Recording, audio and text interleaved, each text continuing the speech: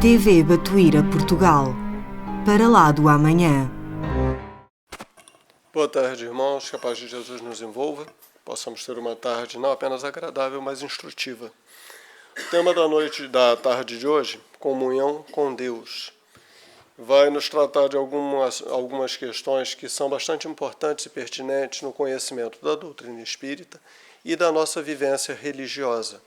Como nós sabemos, nós somos espíritos imortais. Fomos criados por Deus simples e ignorantes, e ao longo de múltiplas reencarnações temos vindo a habitar esse planeta. E somos hoje a resultante desse processo reencarnatório, onde acumulamos experiências e conhecimentos, vivências e hábitos que adquirimos nas diversas encarnações pelas quais passamos neste planeta. Ora, o que acontece? Ao longo de todo esse processo evolutivo, nós viemos acumulando experiências religiosas que resultam no nosso modo de pensar e entender e de sentir a religião nos tempos atuais. E o que é a história religiosa? O que é a história da comunhão com Deus que esse homem tem vivido ao longo desses séculos todos? Bom, conforme Kardec já nos dizia no Livro dos Espíritos, o sentimento de Deus, o sentimento da divindade é inato no ser humano. Todas as civilizações, todos os povos, todos os aglomerados humanos ao longo do tempo, de alguma maneira perceberam Deus, ainda que utilizassem nomes e entendimentos diferentes. Nós sempre tivemos a percepção de um algo maior, de um algo acima de nós que transcendia a matéria e a nossa compreensão. Um algo que tinha um poder superior de interferir e influenciar nas nossas vidas, ainda mesmo quando nós não soubéssemos o que estava e como estava acontecendo. E é dessa maneira que se desenvolvem as várias culturas, as várias religiões, os vários entendimentos religiosos e a forma com a qual nós nos relacionamos com essa divindade. Daí, então, surgiram os diversos cultos, os diversos rituais, seus amuletos, seus símbolos, suas vestes, suas formas de se reunir e de se expressar. E nós somos a resultante disso tudo hoje aqui. Mas a doutrina espírita vem nos trazer uma forma um pouco revolucionária e um pouco mais avançada do entendimento do que seja esta comunhão com Deus. E isso nos faz confusão. Porque nós viemos adaptados e acostumados com uma forma muito materializada de nos encontrarmos e nos comunicarmos com Deus. E a proposta espírita é uma proposta de desmaterialização desta comunhão com Deus e uma forma de buscarmos não através de atos, não através de fórmulas, não através de lugares, vestes e objetos sagrados, mas através do nosso íntimo, da mobilização daquilo que é a nossa essência espiritual. Para esse estudo da tarde de hoje, nós vamos nos apoiar na obra Boa Nova, nos capítulos 18 e 19. E nós não vamos seguir o texto, nem vamos seguir a ordem cronológica dos capítulos, já que essa obra, como eu já falei de outra vez, é uma obra maravilhosa que eu indico para todos. Trata-se basicamente, na maioria dos seus capítulos, de diálogos entre Jesus e os seus apóstolos. Não tem propriamente um enredo, uma história, uma dinâmica, não tem propriamente uma intriga. São diálogos. Então, o que eu vou trazer hoje são aqueles conceitos mais importantes que eu extraí desses dois capítulos acerca do que é o nosso assunto da tarde de hoje. E é muito interessante porque quando nós falamos da comunhão com Deus, nós estamos, em essência, falando da oração. Estamos falando da prece. E eu me lembro muito, e eu vejo isso até pelas minhas filhas, que quando nós éramos mais jovens, na mocidade, na evangelização, e mesmo hoje em dia, nem sempre o momento da oração é um momento muito bem-vindo e muito querido das crianças. E até mesmo entre nós adultos. Uma reunião de estudos, se o dirigente propõe, quem quer fazer a oração? Dificilmente tem disputa. A maioria das vezes todo mundo abaixa a cabeça, olha para o lado, aponta para o companheiro. poucos se dispõem a fazer a oração, principalmente se for em público. Aí então, por quê? Porque nós estamos muito presos àquela forma, como a gente falou lá, antiga, a forma que nós aprendemos das nossas tradições religiosas. Ora, eu tive, ao longo da minha vida, muita dificuldade para entender esse tema. E esse capítulo, particularmente, o 19, eu adoro Boa Nova. Quem me conhece sabe que eu adoro Boa Nova, livrinho de cabeceira. Esse capítulo 19 eu li e reli durante muito tempo e demorei a entender, porque talvez o conceito fosse abstrato demais para minha pouca compreensão. Mas é um estudo que eu recomendo a leitura para que a gente possa aprofundar esse entendimento. E vale a pena ser relido ao longo, pelo menos, de umas 5 vidas inteiras, para que a gente possa realmente interiorizar o conhecimento e os conceitos, principalmente.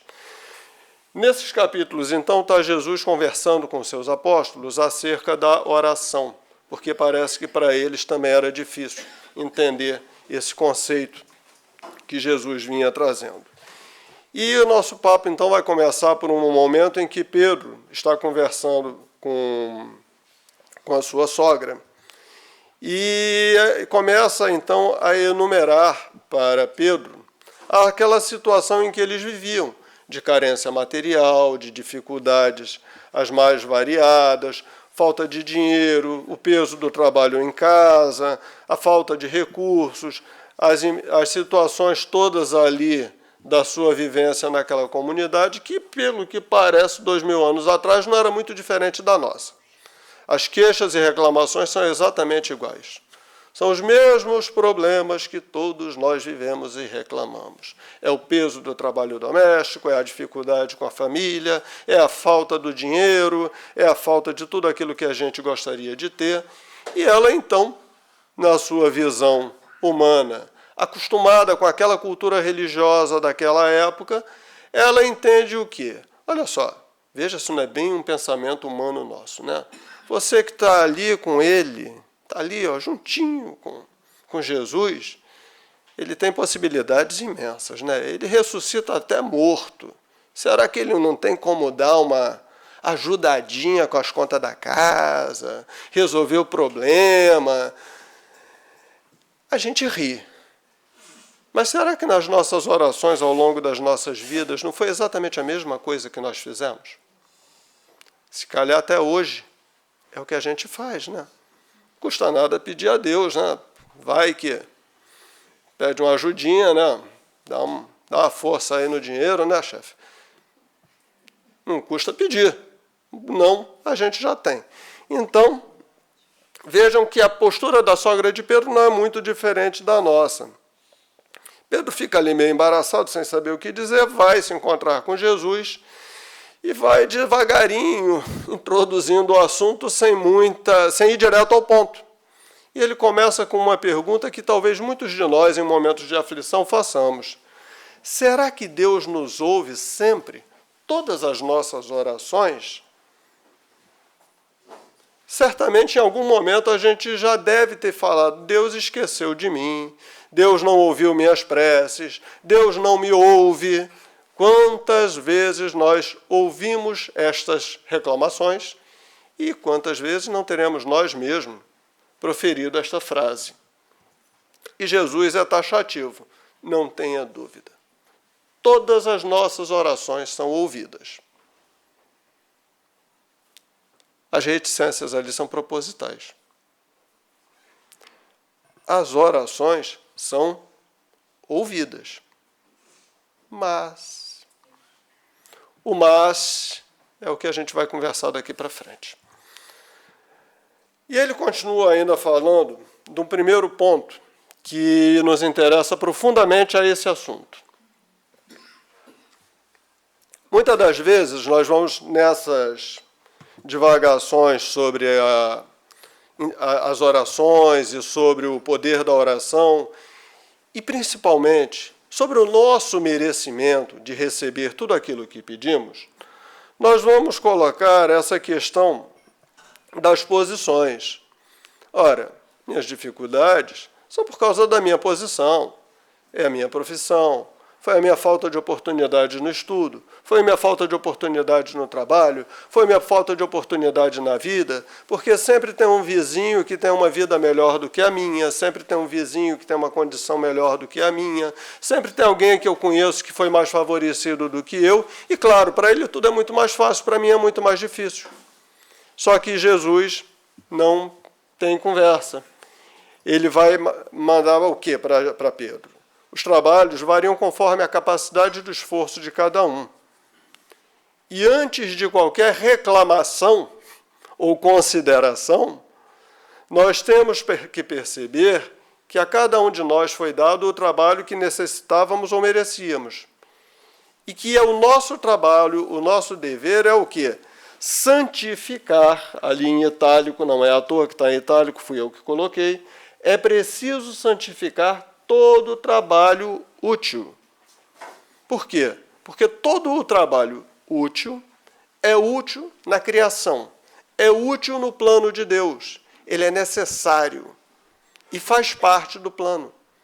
E talvez faça parte mesmo da nossa prova aceitarmos com humildade os encargos que nos foram dados. Não apenas o aceitar com humildade, mas aceitar com responsabilidade para assumirmos e cumprirmos com aquilo que nos cabe. Por isso, então, ele diz, santificar todo o trabalho útil. Porque essa é uma das nossas muitas tarefas. E ainda mais, temos que nos dispor a bem servir, seja como rei, seja como escravo. Só o Pai sabe a destinação das atribuições que ele nos deu em vida. E que os trabalhos, como ele nos diz aqui, eles são nos dados na posição em que merecemos, e eu acrescento aí, é da minha autoria, necessitamos. Merecer e necessitar. Temos o trabalho que precisamos para o nosso aprendizado e o que merecemos por aquilo que realizamos no passado. Ninguém confia uma obra grande a quem se mostrou incapaz nas pequenas obras. É só nós nos lembrarmos da parábola dos talentos, onde Jesus também nos ensinou esse conceito fundamental da distribuição de tarefas no mundo espiritual. Continuando, Jesus traz um outro conceito bastante interessante sobre a oração. Como eu disse, nós nos habituamos às orações formais, lugares sagrados, objetos sagrados, vestes sagradas, orações decoradas, orações formalizadas, com hora, dia e local para serem realizadas. E, no entanto, olha o que Jesus nos traz no livro. Ele nos diz que a oração deve constituir um recurso permanente de comunhão ininterrupta com Deus. Esse ininterrupto é que começa a dar nó na nossa cabeça. Mas pera lá, a oração eu vou passar o dia inteiro ali rezando, de joelho, então preciso me ajoelhar num banco dentro de um templo e fazer oração o dia inteiro. Não é nada disso. O conceito começa a mudar a partir desse momento, quando nós percebemos comunhão ininterrupta com Deus. É oração constante? É oração formal, prece formal, ajoelhado, com objetos na mão, com roupas sagradas? Não é isso. Essa comunhão ininterrupta com Deus traz uma outra dimensão para a oração. E nós vamos conversar muito sobre isso ainda. Ele ainda nos diz que a criatura deve aprender a apresentar ao Pai, na sua intimidade, as suas aspirações, os seus anseios, as suas dúvidas, os seus amargores. Uma oração é um momento, inclusive, de uma conversa íntima com Deus. Nós não estamos proibidos, não será nenhum erro, nós levarmos a Deus as nossas preocupações, as nossas amarguras, as nossas angústias. Cuidado apenas para que isso não se transforme num resmungatório infindável. Porque vamos ficar ali resmungando, como a gente diz no Rio, ou refilando, como se fala em Portugal, sem parar. E aí perdeu-se completamente o propósito da oração. Assim como uma oração não é um petitório infindável, ela também não deve ser aquele resmungatório sem fim. Vamos passar a tarde inteira reclamando da vida com Deus. Já perdeu completamente a finalidade da oração. Não é essa a ideia. Mas dividirmos com Deus as nossas amarguras, buscarmos através da oração consolação, não há nada de errado com isso. É uma das funções. E vejam bem que coisa interessante o que Jesus nos diz. Quando soubermos fazer isso, essas confidências, ou seja, essa nossa partilha com Deus das nossas dores, dificuldades, angústias e cansaços, vão se tornar confidências que vão atenuar o cansaço que sentimos e vão nos restaurar as energias. Por quê? Porque Deus nos concederá da sua luz.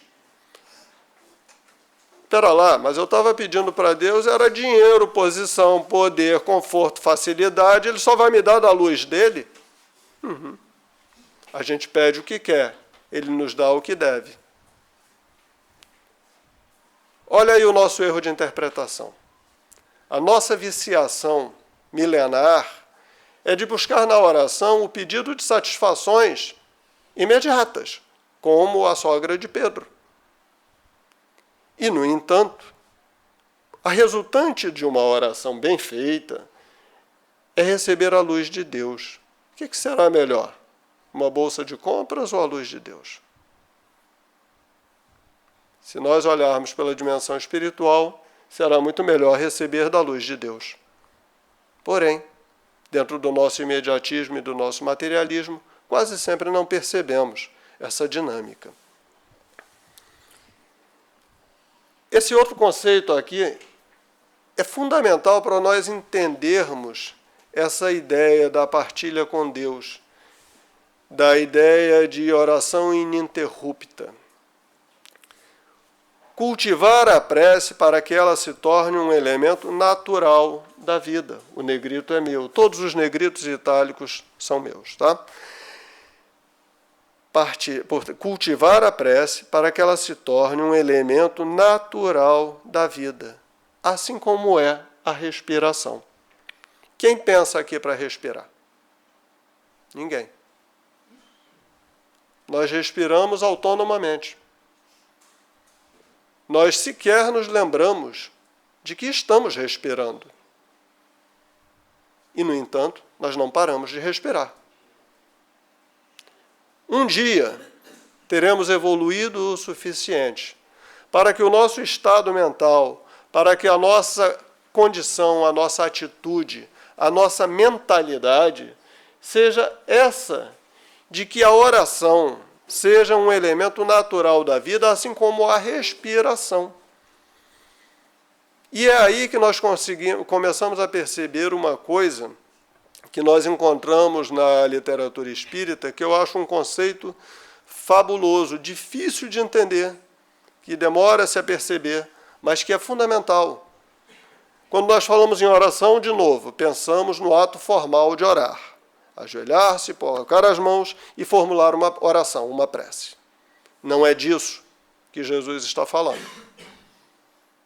O elemento natural da vida é o que a espiritualidade chama de estado de prece, ou estado de oração. E esse estado de oração, esse estado de prece, independe do ato exterior e formal de fazer uma oração. Ele pode ser resumido em um pensamento elevado, sentimentos sinceros, intenção alinhada com o bem. E nós estamos falando o quê? Não mais de um ato externo e um ato formal. Nós estamos falando de um sentimento, de um estado da alma. Estamos falando de um pensamento. O pensamento é a base e a essência de tudo aquilo que fazemos. A nossa paz ou a nossa falta de paz começam do nosso íntimo por conta do nosso pensamento. E se conseguíssemos manter, então, o nosso pensamento o máximo possível, pelo tempo mais prolongado possível, em um estado de elevação, tivéssemos os nossos sentimentos sinceramente voltados para o bem na maior parte possível do nosso tempo, e com intenções nossas alinhadas com o bem, esse estado de oração aconteceria naturalmente. É por isso que ele fala lá que a prece, a oração, vai se tornar um elemento natural da vida. Porque nós não estamos mais falando de um ato formal, não estamos mais falando de um culto, não estamos mais falando de um ato exterior. Nós estamos falando de um sentimento, um pensamento, a intenção, voltada para o bem permanentemente, em todos os atos da nossa vida, em todos os momentos em que somos estimulados e açoitados pela vida. Qual é a minha reação? Como é que o meu pensamento está? Como é que o meu sentimento vibra? Com que intenção eu ajo em tudo na minha vida? Na vida familiar, na vida profissional, na vida social, em todos os locais e momentos onde eu estou. Como é que isso está vibrando?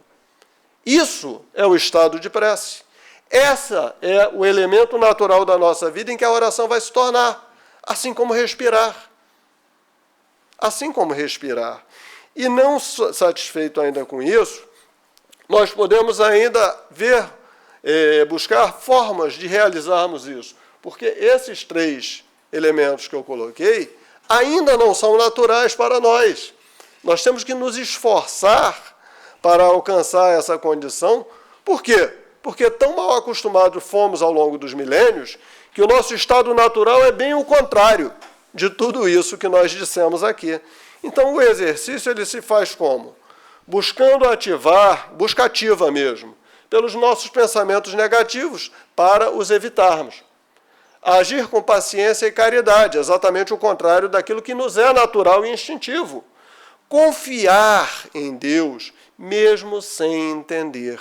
Essa é extremamente complexa, porque a gente está tomando pedrada, está tomando chuva e continuar acreditando que está tudo certo, porque é assim mesmo, porque lá no final a nossa confiança quase sempre falha nessa hora. E buscar o quê? Buscar essa presença interior de Deus, essa presença de Deus no nosso íntimo. São exercícios que nós temos que fazer para buscar alcançar ao longo das nossas próximas jornadas esse estado natural da prece interior, da prece íntima. São exercícios. Na atual situação, nós ainda estamos aqui. Os homens não se lembram do céu a não ser nos dias de incerteza, de angústia, quando são ameaçados, quando é iminente o desastre, quando a morte do corpo físico atinge um dos nossos entes queridos ou a nós mesmos. E aí, nesse momento, até os mais fortes dobram os seus joelhos. É uma velha piadinha, pelo menos lá no Brasil a gente fala isso, não sei aqui, que diz que é aquele ateu, graças a Deus. É aquele ateu que está dentro do avião e na hora que o avião começa a cair, ai meu Deus! Até o ateu nessa hora chama Deus. Então, é isso, né? A gente vai ter que esperar o avião cair para chamar por Deus. Complicado, né?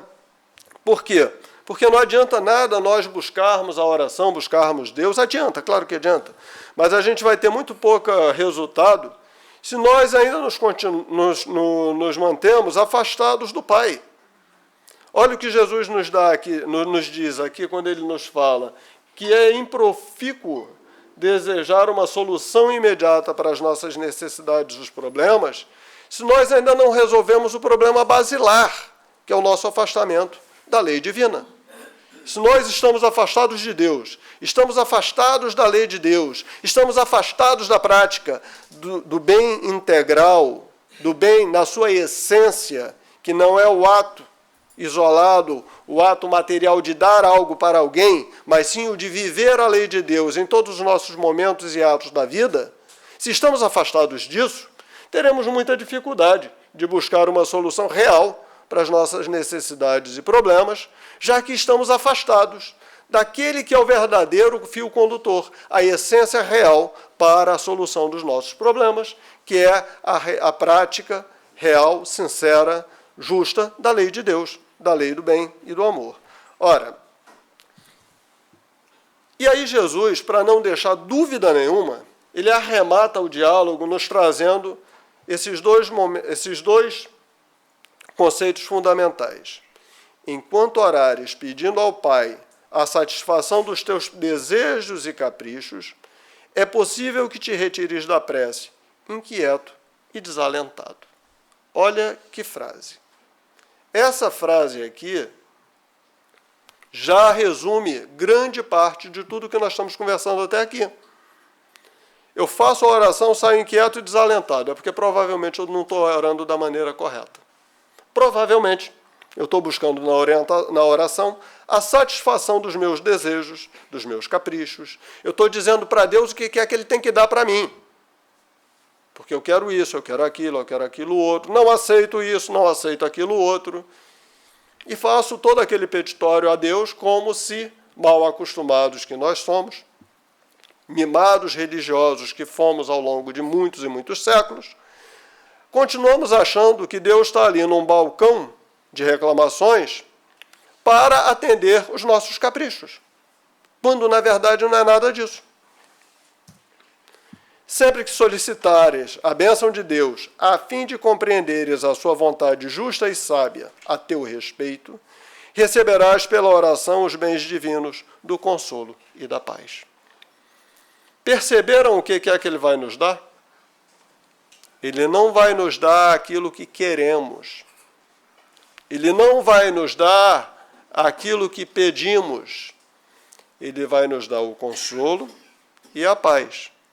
Daquele que teve a capacidade de entender a sua justiça e a sua vontade soberanamente boa e justa. Daquele que foi capaz de respeitar e receber com gratidão tudo aquilo que Deus nos deu.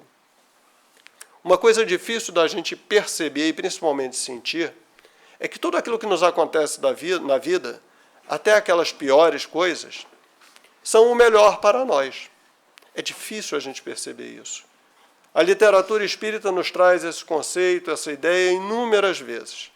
Mas se nós tivermos um pouquinho de tranquilidade e observarmos as nossas vidas, todos nós vamos perceber que em algum momento fomos contrariados e graças àquilo o melhor aconteceu. Quantas e quantas vezes nas nossas vidas a nossa vontade, o nosso capricho, o nosso desejo, o nosso orgulho, a nossa vaidade foi contrariado. E foi a melhor coisa que podia nos acontecer. O difícil é nós percebermos isso, mas ainda aceitar. Mas tenho a certeza de que essa é a regra. É assim que a coisa funciona. É assim que acontece. E se buscarmos a oração com este sentimento de gratidão, de entrega, de confiança, em essência estamos falando de quê? De fé. Se nós de fato temos fé em Deus e entendemos isso tudo, vamos receber a consolação e a paz, e não aquilo que desejávamos, e vamos sair aliviados daquela oração. Talvez a oração não funcione na minha vida, porque eu não usei ainda esses elementos para orar. Confiança, fé, entrega, desprendimento. Senhor, seja feita a tua vontade. Quantas vezes fomos capazes de falar isso com o real sentimento? De fato, pensando isso, que seja feita a tua vontade. Quantas vezes? Será que já conseguimos? Temos que exercitar. Cada criatura tem dentro de si um santuário no próprio espírito. E é através da voz da consciência que nós ouvimos essa voz de Deus. Ora, não é isso que nós aprendemos lá no Livro dos Espíritos? Onde está escrita a lei de Deus? É na nossa consciência. Kardec já nos alertava isso no Livro dos Espíritos. É lá na nossa consciência que está escrita a lei de Deus. E é lá que nós vamos encontrar esse santuário, nos dizendo o que é aquilo que de fato devemos procurar, aquilo que de fato devemos buscar e aquilo que de fato necessitamos, e não aquilo que nos alimenta o orgulho e a vaidade, a prepotência e a arrogância. Então temos que buscar, nessa consciência, temos que buscar conhecer melhor, ter mais intimidade com a nossa consciência, para que possamos começar a ter mais intimidade com Deus. Deve estabelecer o seu próprio caminho para o mais alto, erguendo em si mesmo o santuário divino da fé e da confiança. Perceberam quantos verbos? Erguer. Erguer exige trabalho. Erguer exige ação, sacrifício, esforço.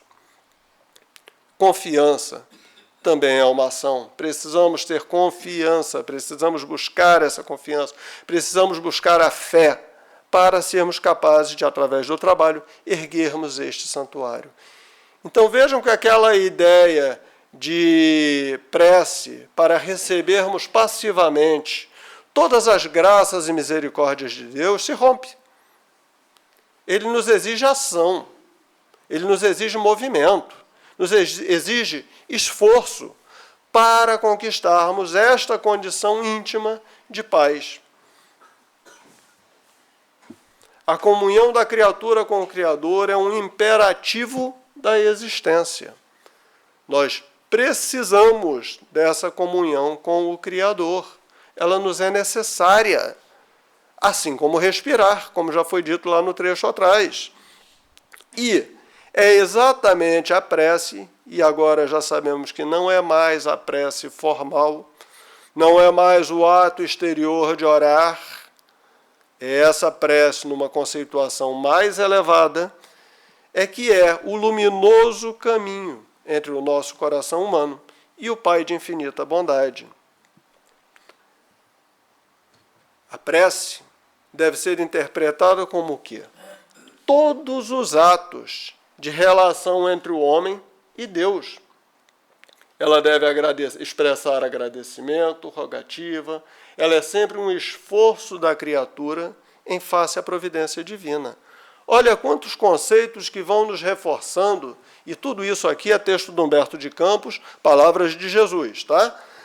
Ato de relação entre homem e Deus é uma expressão de agradecimento ou uma rogativa, e é sempre um esforço que nós temos que fazer. Novamente, esforço, ação, movimento, sair da posição cômoda de pedir, sair da posição cômoda de ficar esperando de braços abertos que a graça de Deus chova por causa dos meus belos olhos azuis. Não é assim. Essa não é a realidade. E olha essa aqui. Esse outro trecho, então, de Jesus vem mais ainda reforçar essa ideia. Quando apenas suplicamos, pode ser que sejamos apenas ignorantes. Porque ignoramos tudo isso que estamos falando aqui, a gente suplica, e pede, e não entende por que não é atendido. Deus esqueceu de mim, Deus não gosta de mim. Ignorância mesmo. Os que louvam talvez sejam apenas preguiçosos. Louvar é essencial no ato da oração, mas ficar só louvando, talvez seja um ato de bajulação, como se Deus fosse como nós, e que se rendesse às suas vontades pela bajulação que lhe proporcionamos. Deus não está preocupado com a nossa bajulação. Deus não quer a nossa bajulação. Louvor é um ato de humildade, mas nunca deverá ser um ato bajulatório. Agora, quem trabalha pelo bem, vejam que ele falou trabalhar pelo bem, e não disse que bem, aonde, para quem. Simplesmente trabalhar pelo bem, com suas mãos e o seu pensamento.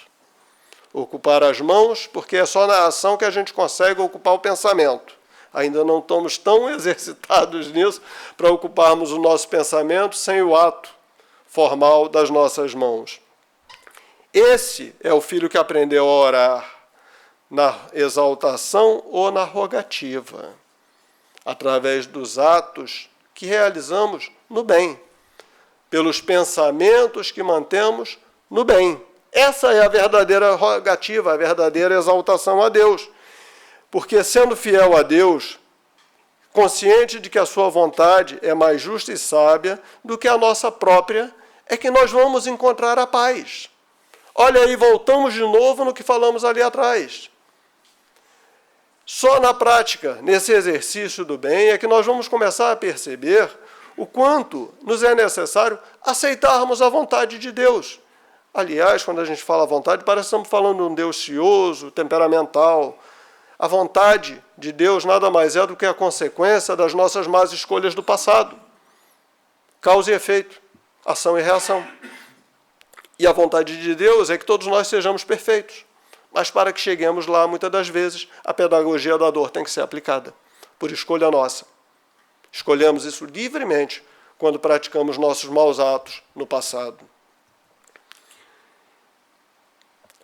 Colocar acima da confiança, da fé, colocar acima delas a certeza de que os desígnios celestiais são mais sábios e misericordiosos do que o nosso próprio capricho. Vejam que ele continua reforçando essa ideia de que temos que ter a fé, de que temos que ter a confiança e o entendimento de que a sua vontade soberana e justa é aquilo que nos vai trazer e nos proporcionar o que há de melhor, e não aquilo que desejamos. E ainda outra aqui, quando ele fala que nós devemos perceber que a vontade de Deus, justa e generosa, ela deve ser aceita, ela nos é necessária, mesmo quando nós somos contrariados, ou seja, conforme nós já vínhamos comentando até aqui. Bom, agora ele continua. Observar a lealdade para com o Pai é semear e atingir as mais formosas searas da alma no infinito. O problema da oração, esse conceito aqui eu acho muito importante porque ele vai bater com tudo aquilo que nós falamos lá na frente. O problema da oração está em edificarmos o reino do céu entre os nossos sentimentos íntimos. Vejam que é exatamente aquela ideia que ele nos dá lá na frente de que orar tem que ser igual a respirar. Temos que edificar o reino do céu, ou seja, esse estado íntimo de oração, esse estado de paz interior, como um sentimento que nos é íntimo. E já não estamos mais falando de atos e atitudes exteriores, agora estamos falando de sentimentos. Então a oração, na verdade, será um estado de espírito, um sentimento que nós vamos edificar através de tudo isso que viemos falando ao longo da nossa conversa de hoje. E é dessa maneira que nós vamos encontrar a paz. Ora, agora, nesse momento, os apóstolos naturalmente já estão com a cabeça a mil e já não conseguem mais absorver os ensinamentos de Jesus. Talvez, como nós mesmos, já tenhamos tantos conceitos novos na cabeça e tenhamos alguma dificuldade de concretizar aquilo. E é então que Jesus conta uma historieta bastante interessante. Eles saem caminhando para a cidade de Jericó. E eu tive a curiosidade de olhar lá no Google Maps, aquela imagem do satélite, e ver a paisagem em torno de Jericó. Seca. Não tem nada. Só tem pedra. Só tem montanha, só tem aquele solo nu. E ele fala que realmente a paisagem era árida. Aí é Humberto de Campos nos contando. Uma paisagem árida, árvores recurvadas, secas, uma região pobre e miserável. Nada naquela região e naquela paisagem estimulava ou incentivava alguém a buscar qualquer progresso. E muito menos confiar em alguma coisa. E é assim, então, que Jesus, caminhando com o apóstolo, encontra um homem, um lavrador rude, que está cavando um grande poço à beira do caminho. E ele ainda usa da sua poesia falando: bagas de suor lhe desciam da fronte, mas seus braços iam e vinham na terra, a ânsia de procura do líquido precioso. Vejam, a primeira imagem figura interessante. Ante um deserto daquele, vejam no Google Maps ou procurem fotos da região de Jericó. Você olha para aquilo, você fala: água nesse lugar você não vai encontrar nunca. Isso aqui não tem água, pelo amor de Deus. E mesmo assim, está lá o lavrador cavando. Por quê? Porque ele sabe que lá embaixo tem água. Este saber é o quê? Conhecimento ou fé. Está tudo seco. Nada me faz pensar em água. Mas eu sei que eu vou cavar e eu vou achar água. E Jesus então fala para o apóstolo: este homem compreende que sem a chuva não haveriam mananciais na terra, mas não para o seu esforço, procurando o reservatório que a providência divina armazenou no subsolo. É uma imagem pálida, mas ela chega para percebermos como Deus também reside em nós. Dentro dos símbolos, entendemos a chuva como o favor da misericórdia divina, sem a qual nada possuiríamos. Tudo aquilo que buscamos e tudo aquilo que recebemos, só recebemos por conta da misericórdia de Deus. Se não fosse a misericórdia divina, não teríamos recebido nada. Essa paisagem deserta de Jericó representa a alma humana, somos nós. Nós somos aquele deserto de Jericó, seco, pedregoso, onde nada inspira a ideia de que possa haver água, onde nada faz crer que possa haver qualquer refresco. Somos nós.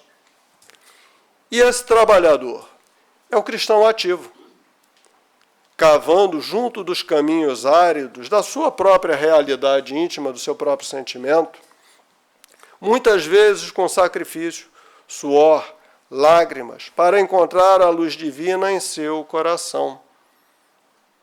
E aqui um adendo fundamental, que no próximo trecho vai estar claro. Ninguém disse que o resultado era imediato. Ele cavou, ele suou, ele chorou, ele sofreu e não encontrou a água no primeiro instante. O fator tempo é fundamental para nós entendermos. A água é o símbolo perfeito da essência de Deus, que tanto está nos céus como na terra. Mas ela só foi encontrada após dias de esforço incansável do nosso lavrador. Ele não encontrou a água no primeiro momento. Ele teve que manter a fé e a certeza de que com aquele esforço ele iria encontrar a fonte d'água lá no final. E ele cavou, sofreu, chorou, se cansou, mas não desistiu. E assim também somos nós. Nós estamos há milênios nessa rota, sem compreendermos exatamente para onde íamos, sem compreendermos exatamente como buscar a Deus. E só agora que nós estamos começando a descortinar as verdades celestiais. E ainda temos muito o que cavar no nosso íntimo, nesse deserto que é o nosso coração, para acharmos essa fonte de água pura, cristalina, fresca. Temos que cavar muito. Essa historieta nos dá uma noção figurada do que é esse trabalho a ser realizado. Mas também, nesse texto, no capítulo 18, nós encontramos então um momento que é fundamental na história do cristianismo, um dos belos momentos do Evangelho, que é quando Lucas registra a frase de um dos apóstolos: Senhor, ensina-nos a orar.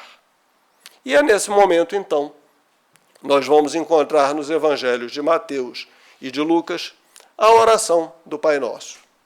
E ali, então, Humberto de Campos faz o seu comentário para que nós possamos entender não apenas aquelas palavras que a nossa tradição religiosa nos ensinou a decorar, a repetir, muitas vezes de forma maquinal, sem entender a sua essência. Quando ele nos fala do Pai Nosso que está nos céus, ele está elevando o seu espírito magnânimo ao Pai Celeste e colocando acima de tudo o amor do Pai.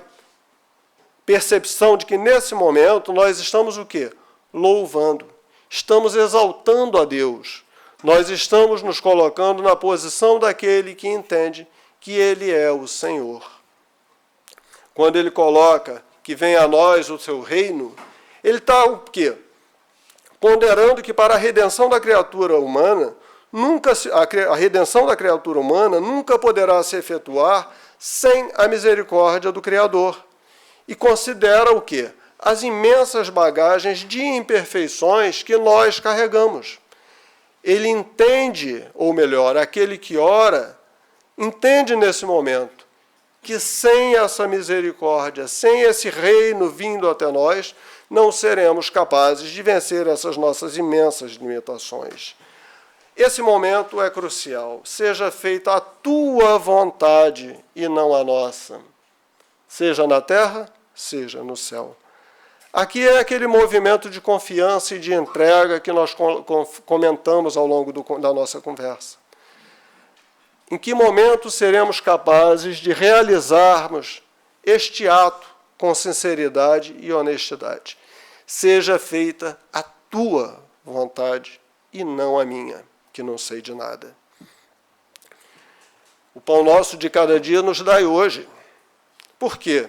Porque tudo aquilo que nós recebemos na nossa vida, todas as nossas possibilidades, as nossas capacidades, tudo aquilo de material que nós temos, tudo isso é misericórdia divina, não é excesso de qualidades e méritos que temos.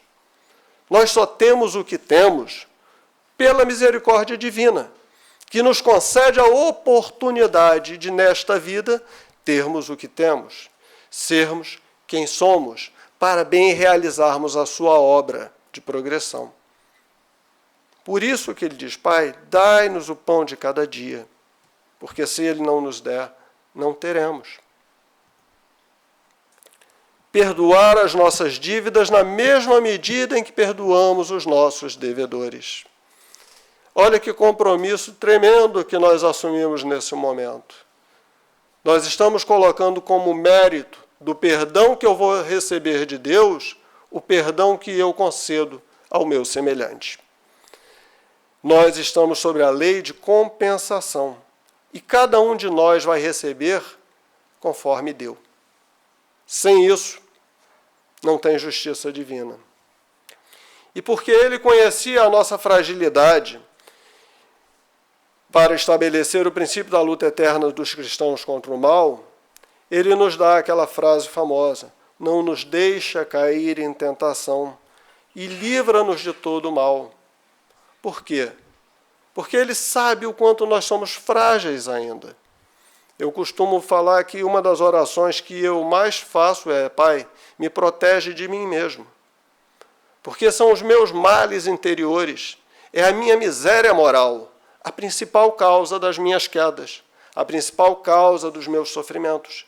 E se nós não entendermos esta frase e não percebermos que sem esse apoio, esse amparo divino, que vai nos fortalecer no momento da prova, para que não nos deixemos cair, será muito difícil vencer. Então, meus irmãos, que a mensagem da tarde de hoje possa nos ajudar a percebermos a nossa busca real e sairmos daquela condição de prece formal, da prece exterior, e começarmos a buscar o estado íntimo de prece, essa oração íntima que se realiza em todos os momentos, em todos os nossos atos, através dos nossos pensamentos e sentimentos. Muito obrigado a todos.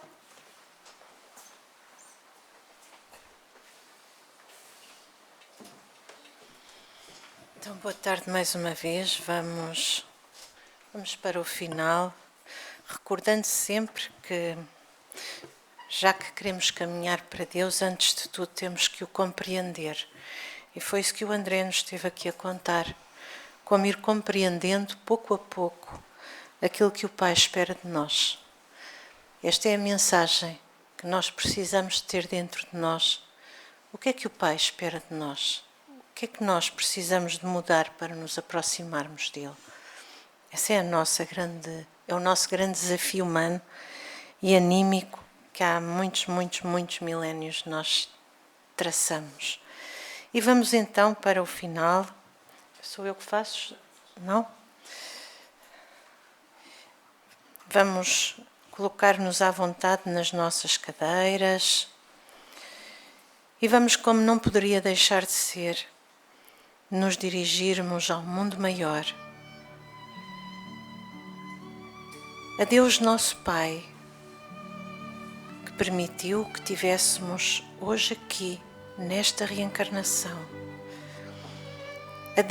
A Jesus nosso irmão, que nos ampara o caminho há milénios, que Ele próprio é o governador deste planeta e que nos veio deixar a mensagem do Pai, pois Ele foi o médium de Deus. E a todos os benfeitores aqui presentes, que estiveram conosco na sala de passe e aqui na sala de palestras.